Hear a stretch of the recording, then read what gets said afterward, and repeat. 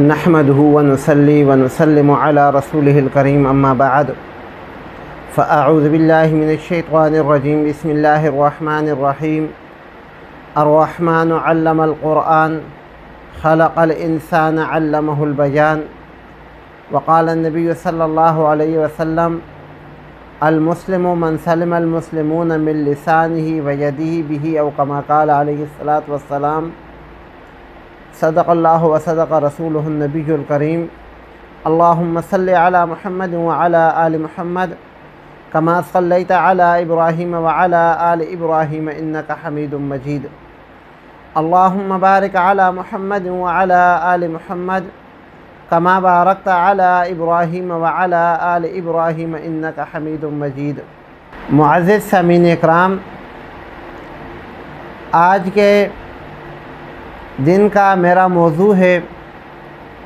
زبان کے گناہ۔ انسان اپنی زبان کے ساتھ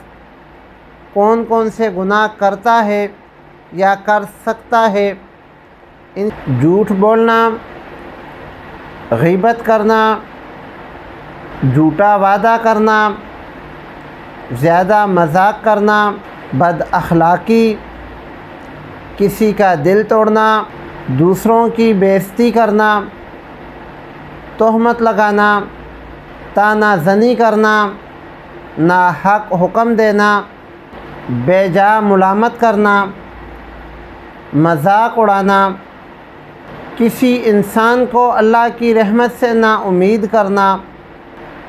اپنی گفتگو میں ریاکاری کرنا، نیکی کو چھوڑنا، برائی کو پھیلانا،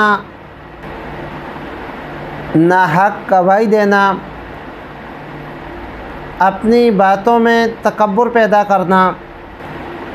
جھوٹی افواہ پھیلانا، کسی مومن کو رنجیدہ کرنا، دین میں بدعت کو داخل کرنا، گالم گلوچ کرنا، دوسروں کو برے نام سے پکارنا، نامحرم سے مذاق کرنا، چاپلوسی کرنا، بلا وجہ چیخ و پکار کرنا، لوگوں پر لعن طعن کرنا، حسد اور بخل کا اظہار کرنا،